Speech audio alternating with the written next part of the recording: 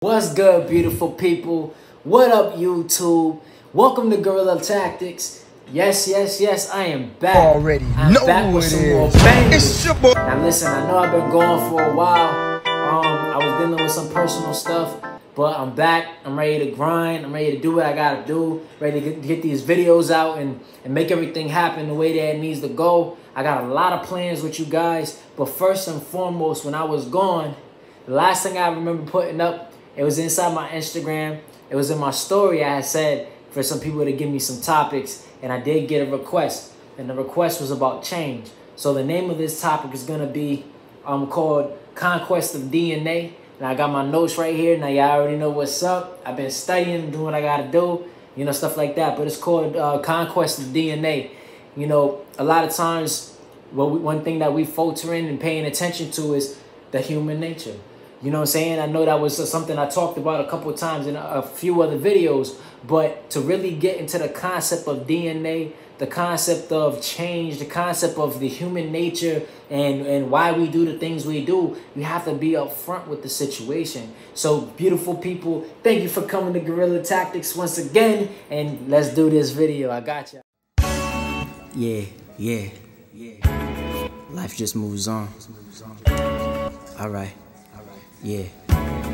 3, 2. All right, beautiful people, I'm back. So now the topic we're gonna be doing today is called the Conquest of DNA, and pretty much we're gonna get right into it. So you can't ignore that the best of ideas by the smartest of men often have a way of becoming erupted.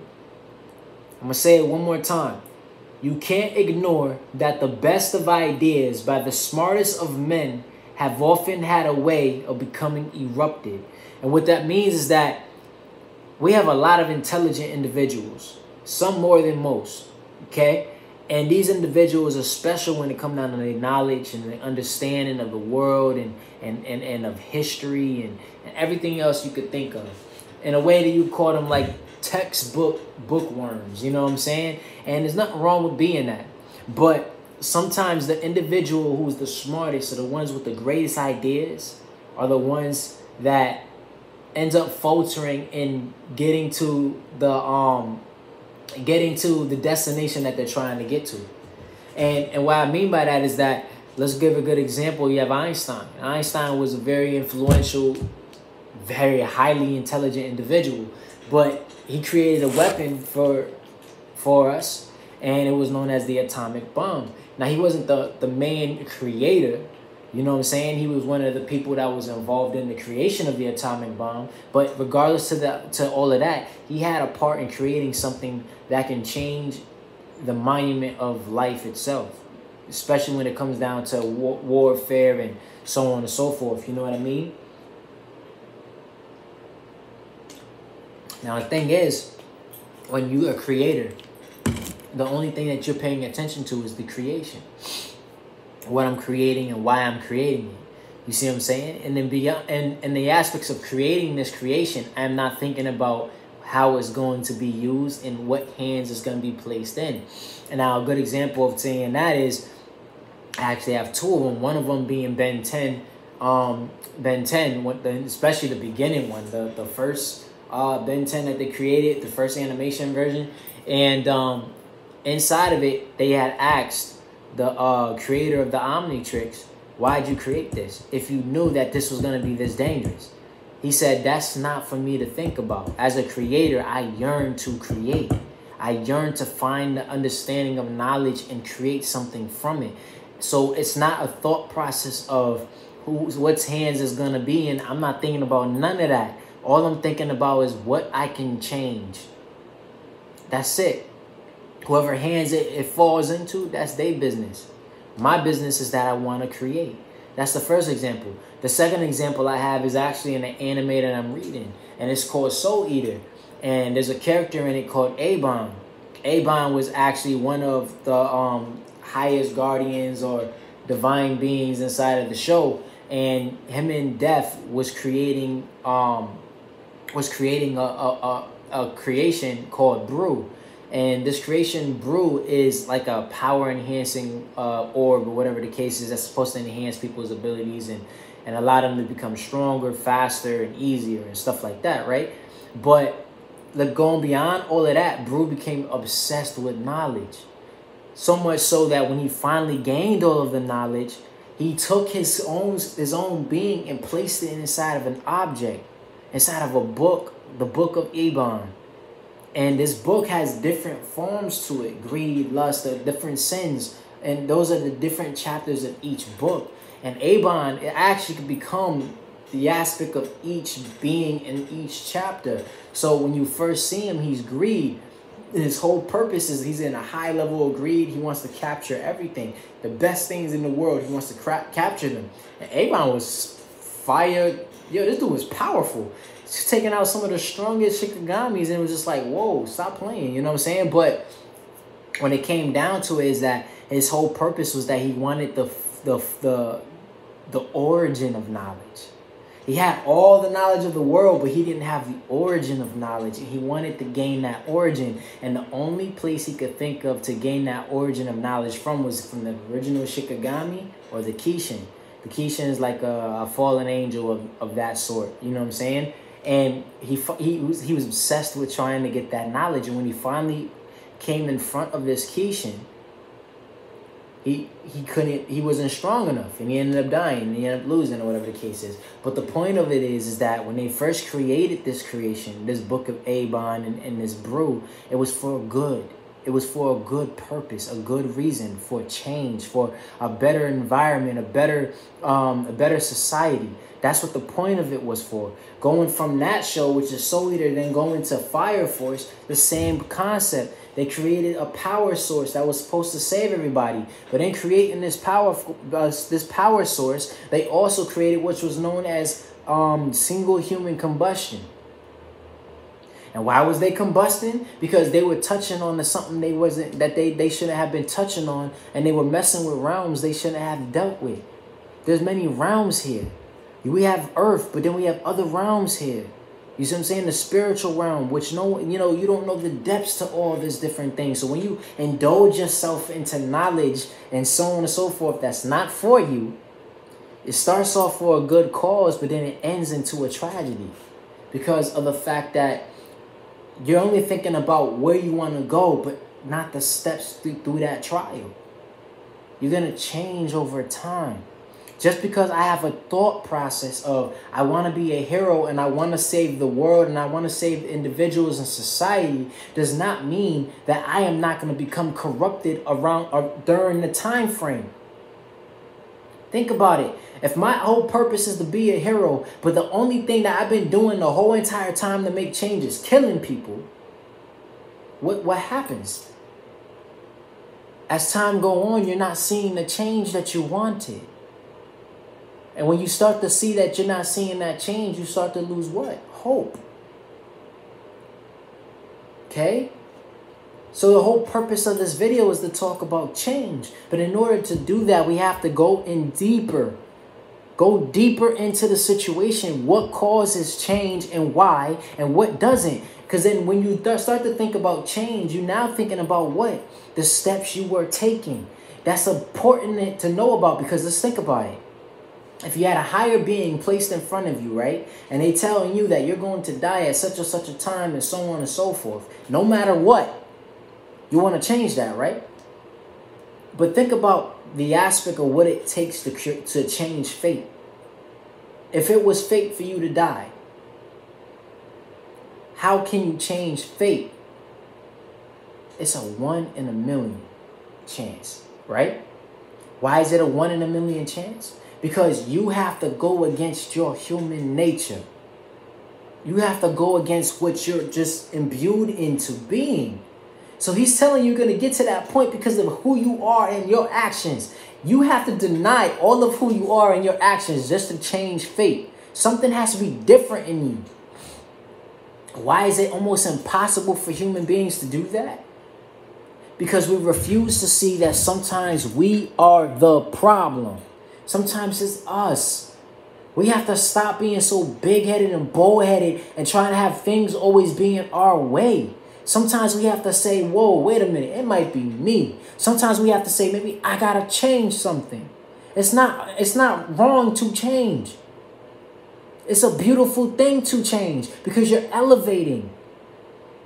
If you don't want to change, then you're saying you're refusing to grow.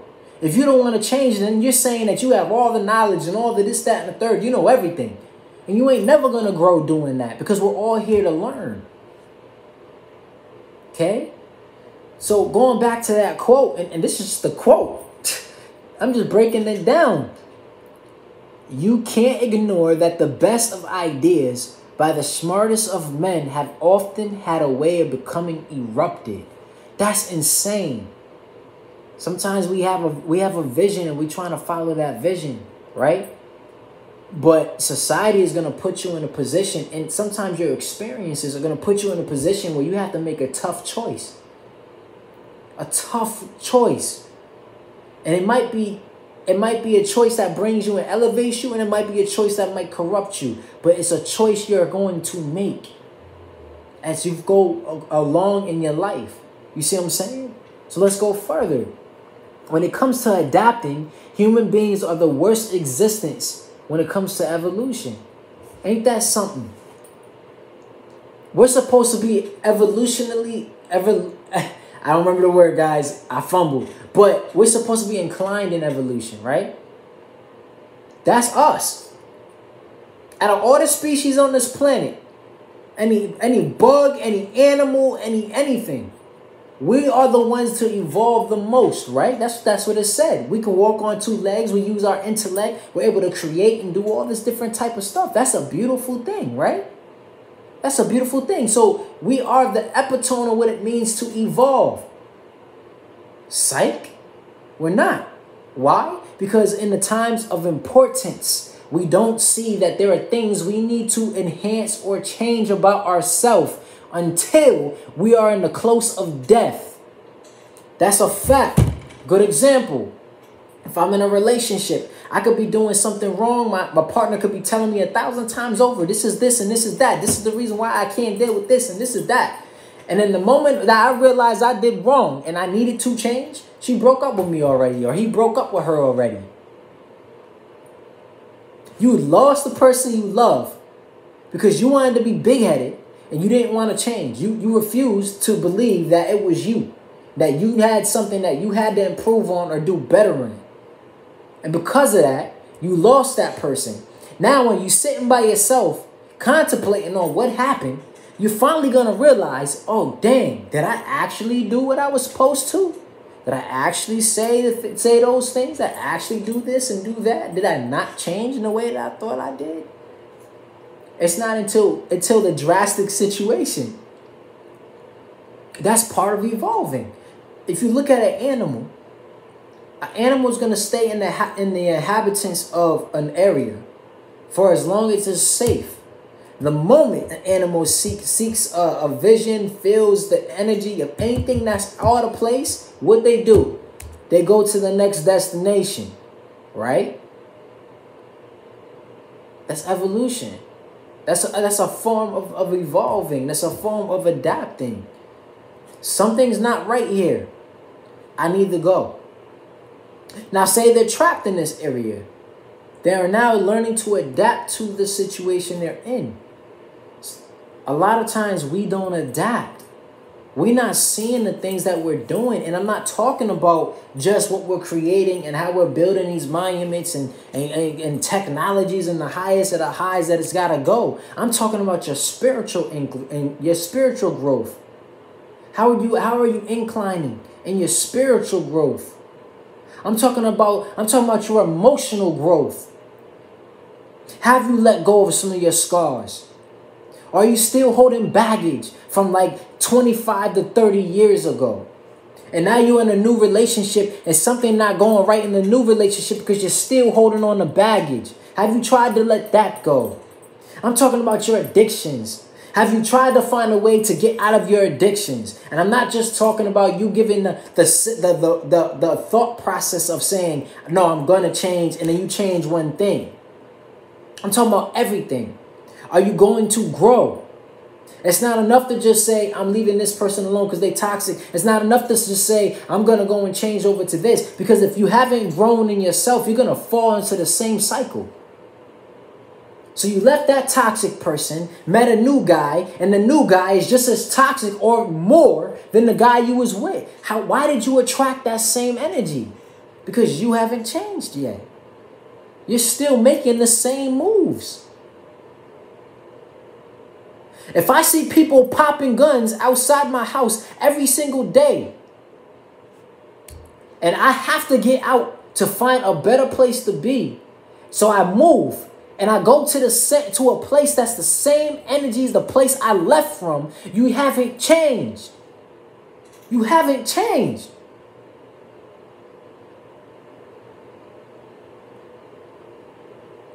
You can't find life and change in your life and in a growth in your life going to the same places. You can't. You can't. You can't say, oh, I'm going to get a job now. Now you got a job, but you're still hanging around the same knuckleheads that will get you in jail. That's not changing. In order for you to change, you have to move away from what's giving you the problem. Move away from the thing that's giving you the issues, that's causing you to be into a negative position. That's change. Let's go back into emotional. You can't keep walking the same path. Things ain't black and white. It's made of many colors and many different ways and directions. If you're thinking in a black and white mindset, you're stuck. You're not changing. Because the reason why I'm saying that is because in order for you to take the full experience of the experiences that you're going into, you have to adapt. You have to become a little different. I'm not saying change who you are. You are beautifully unique the way you are. But there are things that we have to change in order to enhance. Okay? Good example. Say, I used to be, I'm going to talk about me. I used to be very, very blunt. I mean, brutally blunt. Shoot, I used to speak my mind, and I had no problem speaking it. You know what I'm saying? And people used to get hurt from that. They used to get hurt from that. And they used to tell me, yo, that was jacked up. And I used to tell them, I'm just being real. I'm just telling you the truth. Yeah, bro, I hear you, but that was messed up, bro. It is what it is. That was my response. It is what it is, bro. I don't know what you want me to tell you. I'm real. I'm gonna keep it real with you 100% of the time. So it is what it is. Now I did more harm in him than I did good. You want to know why? Because in that moment, he was vulnerable. Something I said triggered him. Now, it could have been right, but the message I was trying to get to him is to change, to do better, right? But instead, I bashed him and I shot him down. And in bashing him and shooting him down the way that I did, I made him feel worse about himself. Now that he feels worse about himself, he's going to be less inclined to change. Because now he has no confidence. So brutally honest, whether you're honest or not, it could have been for the benefit, but the good from it wasn't there because of the fact that instead of putting that hope inside of their mind or inside of their heart where it's like, yeah, you're right, you know what, I gotta do better, I gotta grow, I gotta this, I gotta that, you didn't inspire them. And because you didn't inspire them, and instead you shot them down to a degree where they felt insecure. Instead of them going up, they're going down, they plummeting. And then now you're wondering why they changing and why they doing this and why they doing that. And I used to think that by me being brutally honest the way that I was, that it was good. But in a way, and it was, but it wasn't at the same time. See, we have to think about what we're trying to instill in a person. You see what I'm saying? If I want to uplift somebody, the last thing I want to do is tell them, yo, you look like trash and you ain't doing nothing that you're supposed to be doing. And man, I don't even know what to say to you. Like, you're wilding. Yo, real talk. If I'm not receiving that, I'm going to be like, dang, bro, that's how you feel? You know what I'm saying? Versus me saying to him, yo, bro, come on, man. Yo, you mean a lot to me, man. You like my brother, you feel me? And I don't want to see you falling. I'm growing right now. I need you to grow with me, bro. Come on, man. We said that when we get older, that we're gonna have kids, and you're gonna have a wife, I'm gonna have my wife, and we're gonna all have a Super Bowl party and this, that, and third, and we're gonna be great. We said that, bro. We can't do that being in the place we in, man. You know what I'm saying? So I'm trying to elevate. I gotta go get this money or find a better living, a better lifestyle. I want you to come with, bro. I know you could do it. I believe in you. I got faith in you, bro. You're better than this. That's different. Because now I put hope in him. I inspired him, and I gave him a sense of understanding. Like, I get where you're at, but I see better than you. You're better than this. And what happens is that inside they're going to start to grow. They might not show it to you, but they're growing. Versus the first lighter, which was the first thing that I just said. Dang, man, I thought you was my bro. You another person that's downing me and doubting me? My moms didn't believe in me. My dads didn't believe in me. People always left me hanging. I got no friends, no nothing. You're the only person I could look up to, and you telling me I'm trash? That's crazy, bro. And shot him down. And now he's not going to change. You see what I'm saying? So I had to change something in me, which was that brutally honest. And I continue. I'm still honest. I'm still 100% honest. But the thing is that now I pay attention to what I'm trying to put into somebody. You know what I'm saying? Like, if I'm trying to help you, when the last thing I want to do is bash you or shut you down?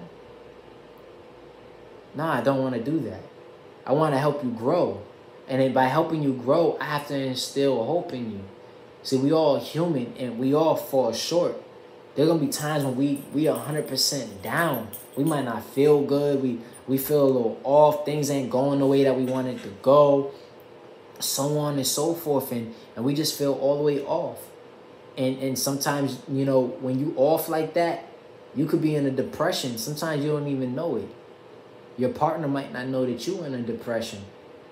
You know what I'm saying? So, you know, it's stuff like that. You got to really be a little more sensitive in those type of situations, because I want to instill something good in you. Then I got to plant something good in you. I can't plant something messed up and mean, because what happens is you're not growing now.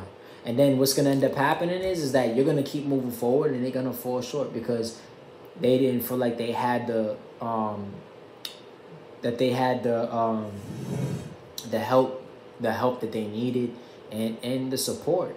You know what I'm saying? So when it comes down to it, we have to change as individuals. All of us do. The ones that are falling short and that actually faltering, and the ones that are not. We all have to do better.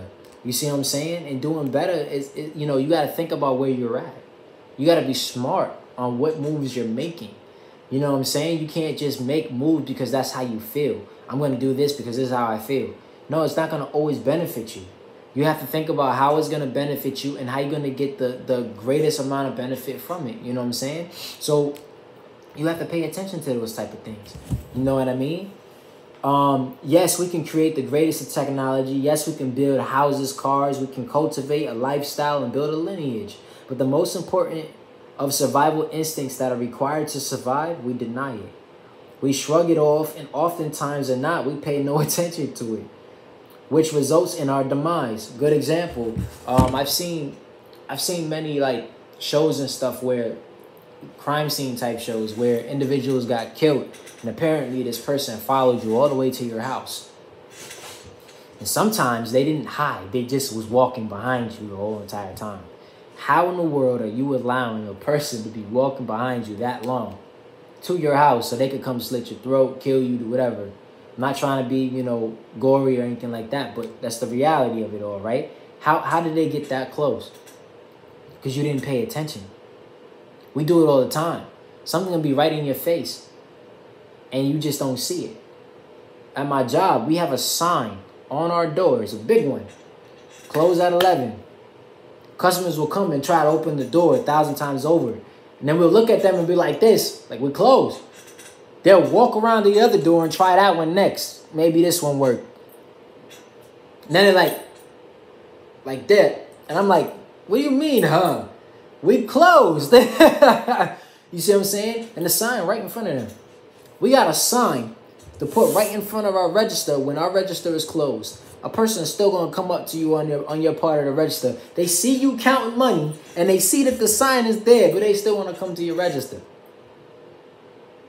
See what I'm saying? So, for a person to sneak and walk, for a person to be behind you that long, catch you at your house and slice your junk, you wasn't paying attention. I can't stand a person standing behind me. I don't want no one standing behind me. Whether I'm just walking, they could be talking on the phone and I can hear them the whole time. I don't like it. So what I would do is I go to the side, slow down, let them go in front of me, whatever. I'm paying attention. But you must have not been paying enough attention for you to allow somebody to sneak behind you like that. For that, especially if they followed you home. Come on, man. They followed you, didn't feel nothing different. You don't look around while you walking home at night? I don't know about you, but I'm not comfortable even in my most comfortable places. I'm at home right now and I'm still alert. So you telling me you allowed this person to walk behind you all the way to your house? Come on, man. That's crazy. You're not paying attention. And let's keep it real. Let's be honest. We don't. We on our phones while we walking. We drawing into whatever we reading. Not paying attention to nothing. Person might have snuck up. You jump a little bit like, oh, all right, I'm good. But it was too late. By that point, you died. What can you do? You died. What if, let me paint a scenario in your head. What if God came down, right? Say he just popped up in front of everybody and said, listen, you got 3 days to change. You got 3 days. 3 days to change.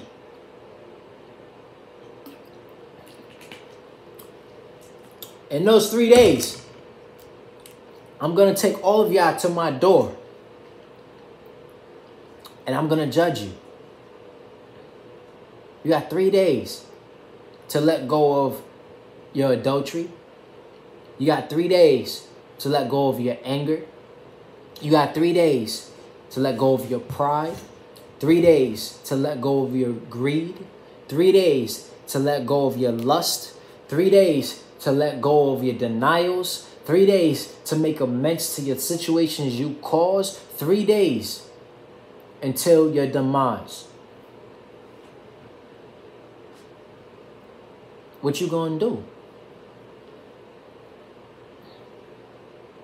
What you gonna do? Say you got a high anger. God says to love everybody as you love your own body, as you love yourself. So what you gonna do? You gonna forgive your enemies?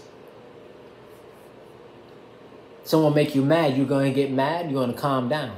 You gotta remember, and you know, I love God, so I'm always gonna bring God into it. You gotta remember, Moses was chosen to save Egypt. He did it. He saved all of Egypt.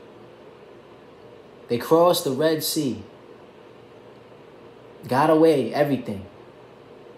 For the next few hundred years, he was walking with them so that he could bring them to paradise.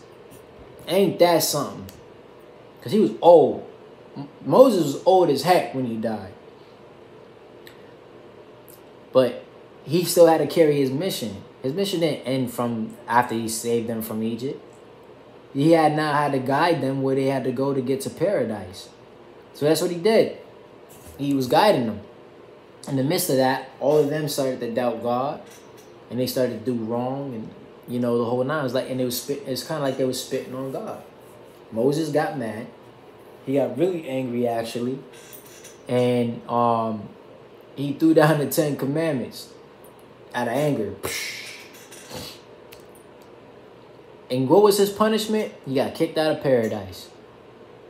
One mistake.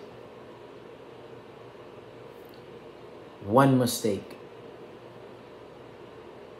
That's all it takes. I was telling somebody about my skateboarding experiences. I used to skateboard hard body. I was nice. And I used to mirror off of Tony Hawk. So I used to, like, you know, watch his competitions and stuff like that. And I used to try to learn all the tricks and so on and so forth. And when I got real nice at it, I had a friend that did the same thing. So we had a competition of who could do the greatest trick. And that's what we was trying to do, see who could do the best trick. So he did some fire drink. I can't remember what it was, but I know it was fire. But I had to outdo him. So it was this like tall fence, and we had this little ramp. So I put the ramp towards the fence, and I went all the way up the hill.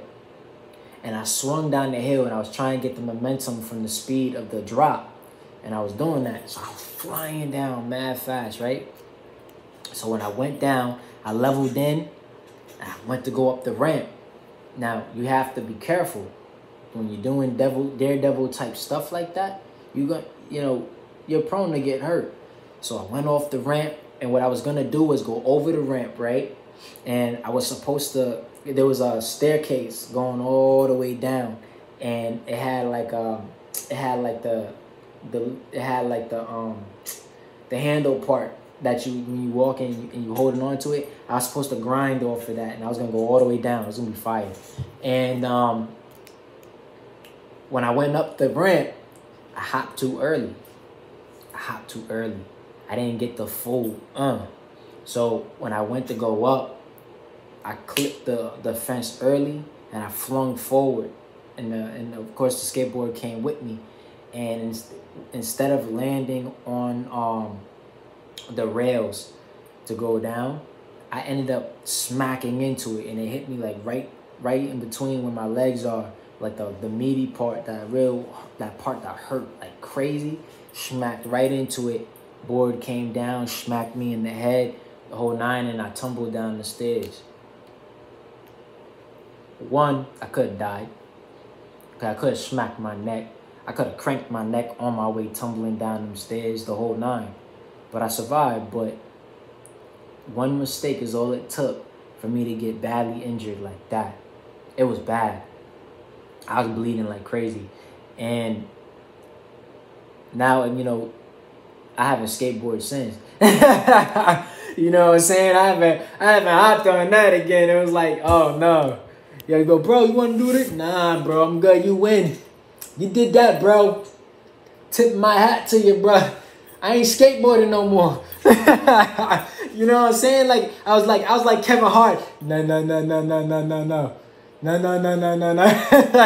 I was good. You see what I'm saying? But that's the reality of it. One mistake is all it took for to ruin me when it came to skateboarding now. I ain't gonna front, I want to skateboard again now, but at that time I was done.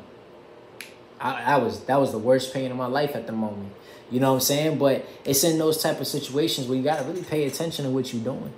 You have to change. So if God had came down and told you got 3 days to change all of your faults, and he know exactly what your faults are, you're screwed. If he said to us the only way we go into heaven is to change our faults that he knows of, we screwed. We screwed. But instead, God gave us a chance. He showed us mercy and gave us the Holy Spirit so that we're guided in the right direction. That's different. That's love. You see what I'm saying? Change is that deep. And a lot of times we just refuse to change. And because we refuse to change, and because we refuse to adapt, we fall short and we lose. And then the worst thing that we do is the fact that we complain about why it's us. What you mean, why isn't us? Why isn't not you? You ain't no special or more special than anybody else. Just because you got a lot of money and a nice house and nice cars, and you probably got a whole good lifestyle, the whole nine, does not make you better than the person who's on the street. It don't. Because when you die, you're still getting judged. When he dies, he's still getting judged. And if he was doing what God asked him to do and you wasn't doing what God asked you to do, guess who's going to hell? You. You ain't no better than nobody else. None of us are. We all learning. We all growing. So we all have to pay our dues. That's it. You know what I'm saying?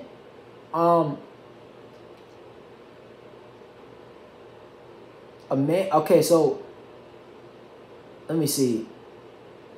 All right, so but what we need to understand is that whether a king, president, or anyone who is in charge, a man who is a fool and refuses to learn will only carry the heart of a fool to its offspring. All of us are placed here as educators to life. It doesn't matter how long we lived or how much more experience we have amongst other individuals. We are all walking the path of understanding who we are, what we want to be, and who we are destined to become. If we're being foolish, and I'm saying foolish and ignorant, because if I'm an individual that believes I know it all and I refuse to change, and I refuse to see a fault in me, and I refuse to say I'm wrong, and I refuse to say sorry, and I refuse to admit that I could have been a problem, and I refuse to want to do better because I know it all, you're ignorant. You're a fool. And you're going to carry that to your kids. And your kids are going to be 10 times worse than you was when they get older. That's period. And I'm just being honest. You know what I'm saying? It's going to be just like that. Why? Because your DNA and that mindset are all in one. And that's also part of your spirit. You're going to place that to your kids, to your offspring. And your kids are going to go not only through the same struggles you went through, but probably even worse struggles for their own experience because of that. We all have to change. Okay? But the most valuable lesson to take is that we are all learning as we go along. This life isn't easy, and it's full of mysteries and mysterious things. If we don't learn to change, not just our movements, but also our ways and our understandings of life, then we will be stagnant. Sometimes we need to reflect on ourselves and seek for change in ourselves. If we humble ourselves and realize that we need to change, then we can build a better source of living. That's all it takes. That's all it takes. And the last thing I want to say before I wrap this up, because it's a little over the time that I was planning on doing it for, is that in order for other individuals to understand you, sometimes you have to try to understand them. You know what I'm saying? All of that ties into the same thing. If I come to you about my feelings and I'm like, or I'm trying to adamantly tell you how I feel about what you did and how you did it, but not one time asked how you feel, then I'm no different than you. So now when the person is showing you that he don't care or don't matter, and you feel like he's not showing any attention to your feelings, maybe you should have had asked him or her how she felt or he felt. You see what I'm saying? Because a person not just doing nothing just because they doing it. Now, they could be doing something wrong, but then again, if it's a good person and it's a really nice person, you probably did something to make them do it. You know what I'm saying? That's a habit that I have. You know what I'm saying? I'm big on loyalty and trust and love and all that. So when a person is feeding me a bunch of, oh, I'm always here for you, I'm going to fight for you, I'm going to do this and do that for you, I love you and all that, you're my family, I'm your home, and all that different lovey-dovey type crap, I'm expecting you mean that. I dead expect that you mean that. But this is what people do. They use words like that and they don't mean it. Or they think they mean it and they think they mean it and they think they live in it, but they not. They not. Because the moment they do you wrong, they want to yell at you about what you doing wrong.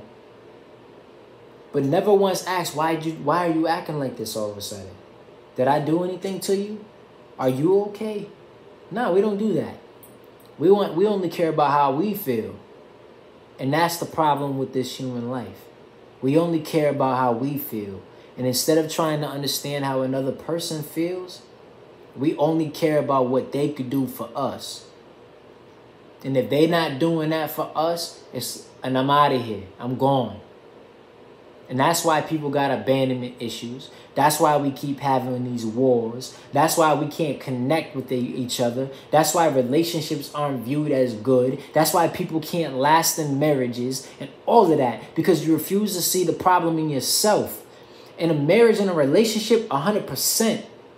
If something's wrong in a relationship, it's both our problem. I'm wrong and you were wrong. Because we both supposed to sustain the relationship. So if there's a problem in it, then that must mean that we're not paying attention to something and we're butting heads from it. That's both of our problem, not just one. Because if only one person decides to change from it and the other person didn't, you're going to go back into the same fight. That's both y'all problem. Y'all supposed to work together to figure that out.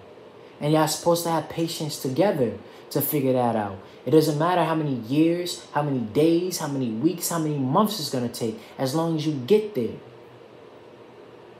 That's just how I believe. Because I will fight to the bitter end for somebody. So to wrap this all up, guys, we have to change.